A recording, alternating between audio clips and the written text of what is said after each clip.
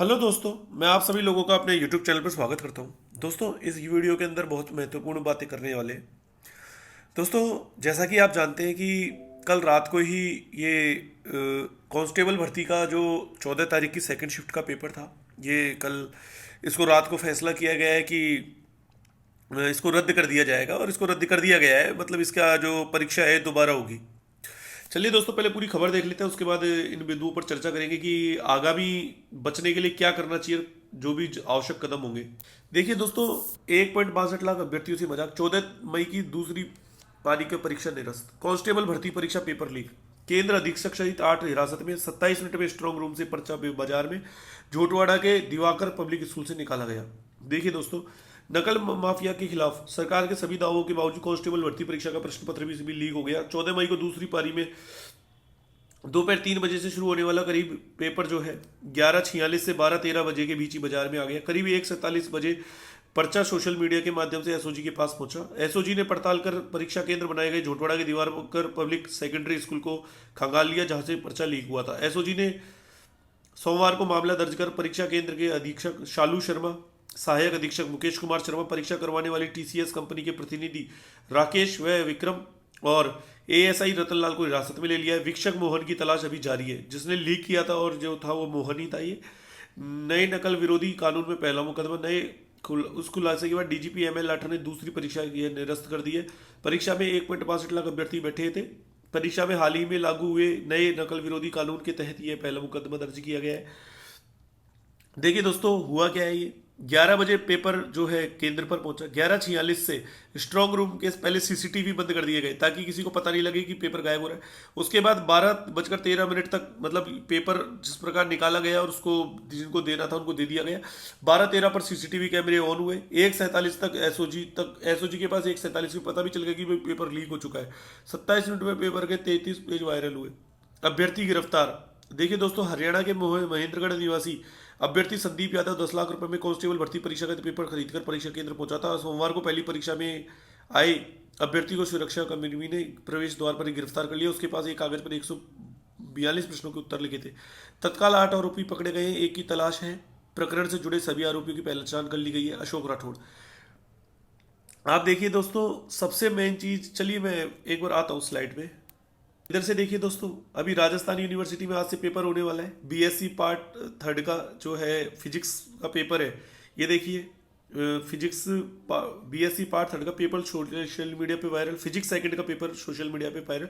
आपको पता है एक दिन में 2 परीक्षाएं हो रही है, तो आज की न्यूज है, आज ही एग्जाम होने वाली है 11 बजे से। शायद टाइम देखना पड़ेगा जो भी है, लेकिन वायरल हो चुका है पेपर, आप देखिए। तो दोस्तों, सबसे बड़ी बात यह है, अब दोस्तों सबसे बड़ी बात यह है कि ये कांस्टेबल भर्ती परीक्षा का पेपर लीक हुआ। ये तो राजस्थान का एक ट्रेंड बन गया है, कल्चर बन गया है, कि ये संस्कृति बन गई है कि पेपर लीक होना तो यहाँ पे आम बात हो चुकी है। मतलब सबसे बड़ी बात यह है कि जो आप इसको किसकी कमी कहेंगे। अरे स्टूडेंट तो पैसा देगा, ठीक है, कोई बात नहीं, लेकिन ये सरकार का फेलियर है। ये आप ये स्टूडेंट्स नहीं है जो इनकी गलती है, ये सरकार का फेलियर है। क्यों? क्योंकि सरकार ने जो प्रबंध किए दोस्तों, ये उनके अंदर एक, आप ये समझिए कि एक छेद है।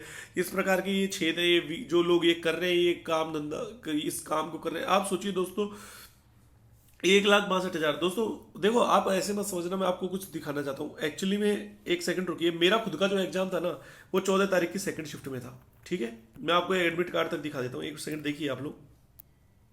दोस्तों ये आप ऐसे मत समझना, मैं पहली बात तो बताता नहीं। देखो, मेरा खुद का एग्जाम था और मैं देवने भी गया था जोधपुर, इसलिए आपको पता हो तो आपकी 14 तारीख को कोई वीडियो आई भी नहीं थी यूट्यूब पर।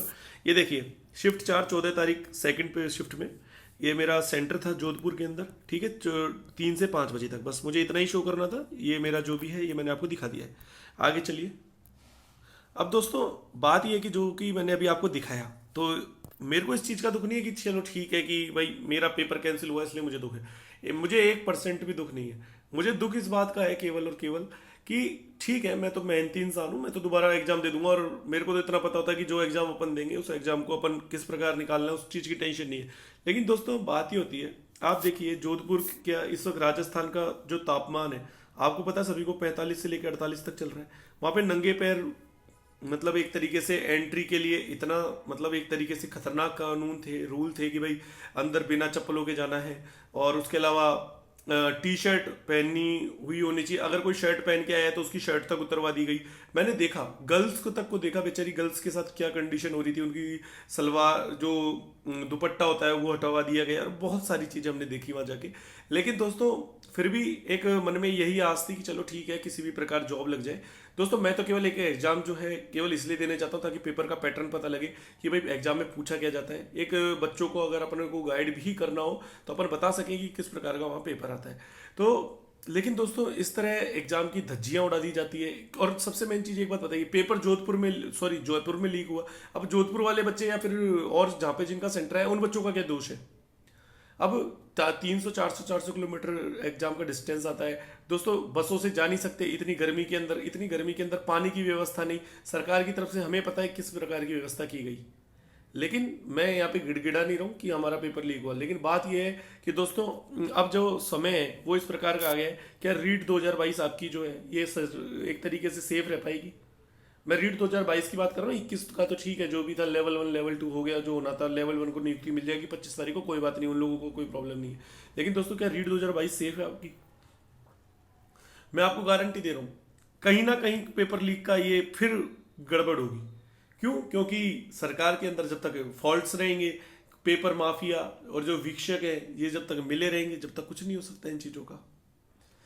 तो दोस्तों सबसे अच्छा एक ही तरीका है कि अभी आपके पास 2 महीने, मुझे पता है कि लगभग अब आज 17 मई हुई है, तो आपके पास जो 23 और 24 जुलाई है 2 महीने, सरकार को जो ये परीक्षा है दोस्तों, मैं साफ कह रहा हूँ इसको ऑनलाइन मोड में ले लेनी चाहिए। चाहे कोई सी भी परीक्षा हो, रीट हो चाहे कोई सी परीक्षा हो, अब ऑनलाइन मोड का समय आ गया है। दोस्तों आप लोग कहेंगे कि सर ऑनलाइन मोड में चीटिंग नहीं होती। दोस्तों चीटिंग होगी नहीं होगी वो एक अलग बात है, लेकिन एटलीस्ट ये तो है कि पेपर वायर जो है वो बाहर नहीं आ पाएगा। अब आप कहेंगे हाँ पेपर बाहर एक ही सिचुएशन में आ सकता है, पेपर बाहर का मतलब है कि मोबाइल से स्क्रीन पर फोटोज खींच करके ही बाहर आ सकता है, उसके अलावा और कोई तरीका नहीं है। ये नहीं है कि पूरा पेपर ही बाहर आ गया जो। तो दोस्तों मुझे तो लगता है कि, और आपको पता है कि सीटेट का जो एग्जाम हुआ था ये ऑनलाइन मोड में ही हुआ था, इस बार कोई प्रॉब्लम नहीं हुई, सभी बच्चों का रिजल्ट आया है। और पहला पेपर जो है रीट का दोस्तों ये एक पात्रता परीक्षा है, यहाँ से मेरिट तो बनने वाली नहीं है, तो नॉर्मलाइजेशन में इतना बच्चों को वो भी नहीं होगा। आप क्या कहते हैं कि लगभग 10 से 15, कोई बात नहीं 15-20 दिन एग्जाम चल जाएगी, लेकिन दोस्तों पेपर लीक का खतरा खत्म बिल्कुल कम हो जाएगा। तो मेरा तो केवल, और फिर जो सेकंड पेपर होगा उसमें तो जो पात्र लोग होंगे वही एग्जाम को देंगे। दोस्तों ये बहुत बड़ी वैकेंसी है, बस 46,500 की, मैं आपको सच्ची बता रहा हूँ, इसको छोड़ना नहीं चाहता कोई भी। खासतौर से लेवल 2 के अंदर 31,500 पोस्ट है, ये बात ध्यान रखना।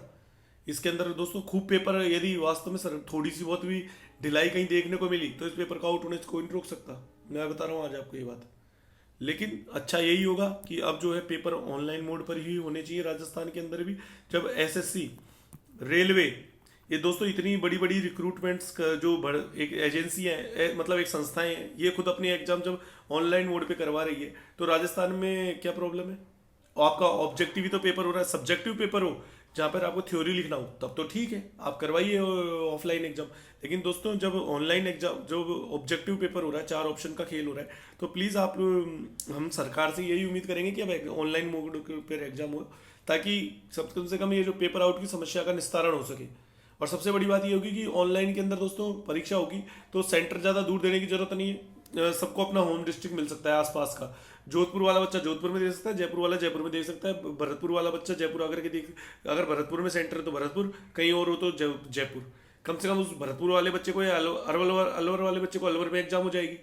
लेकिन ऐसा तो नहीं है कि भाई भरतपुर वाले को जोधपुर और जोधपुर वाले को भरतपुर पटकेगा। तो ये वाली चीज़ें दोस्तों क्लियर है। देखो मैं तो आपको सच्ची बता रहा हूँ, एक वो कहते हैं ना कि समय से पहले ही अगर इलाज हो जाए तो दिक्कत नहीं आती। अभी सरकार के ऊपर है, ऑनलाइन मोड की दोस्तों आप लोगों को मांग करनी चाहिए। और जितनी भी एग्जाम है दोस्तों, अब ये ऑनलाइन मोड ही होगी तो ही आप लोगों की नौकरियां लगेगी। नहीं, मुझसे गारंटी लिखा लो आप कि बहुत मुश्किल है, और कट ऑफ आपको वही 140 150 वही 90% ऊपर मिलेगी। हर एग्जाम का कट ऑफ आपको 95% ही मिलेगा, 90% से कम किसी कंडीशन में नहीं मिलेगा। या तो आप इस एग्जाम को ऑनलाइन मोड पर लीजिए, नहीं तो फिर आप देखते जाइए। दोस्तों देखिए, समझाने का काम था एक, आप ऐसे समझिए कि मेरे को ये क्यों कहना पड़ा, क्योंकि जब दोस्तों कांस्टेबल भर्ती परीक्षा 18 लाख लोगों का सवाल है, तो रीट के अंदर तो दोस्तों आप मान करके चलिए कि रीट के अंदर कम से कम आप ये मान के चलिए कि इस बार 18 लाख लोग ही एग्जाम देने वाले हैं। लेवल 1 के लगभग होंगे 4 लाख बच्चे और लेवल 2 के होंगे 14 लाख बच्चे। कम से कम रीट हुई आपका, चाहे सेकंड ग्रेड हुआ चाहे फर्स्ट ग्रेड हुआ। दोस्तों एग्जाम ऑनलाइन मोड ही हो, 2.5 घंटे का टाइम है, कोई दिक्कत नहीं है। ऑनलाइन एग्जाम से बच्चे को दोस्तों कंप्यूटर सबको चलाना आता है, मोबाइल सबको चलाना आता ही है, ऐसा कुछ भी नहीं, केवल क्लिक करना है और आगे बढ़ना है, क्लिक करना है और आगे बढ़ना है। मैं तो आपको बस इसलिए कह रहा हूँ दोस्तों, फायदे की बात है, बाकी तो कोई बात नहीं। आप अपने तर्क विचार जो है कमेंट बॉक्स में रख सकते हैं, हमें किसी के विचारों से कोई आपत्ति नहीं है, लेकिन जो भी है मैंने आपको बता दी बात, ठीक है।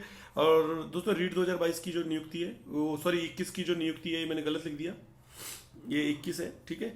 इसकी नियुक्ति 25 तारीख को आपको यथासंभव पूरी पॉसिबल है। और कल जो है, कल से जहाँ तक है आपकी स्कूल आओ जो वरीयता है वो आपसे फिल करवाई जाएगी 18 से 23 तारीख तक। तो आप लोग सभी चिंता ना करें, ठीक है ना। तो इस वीडियो में फिलहाल इतना ही। जय हिंद, जय भारत।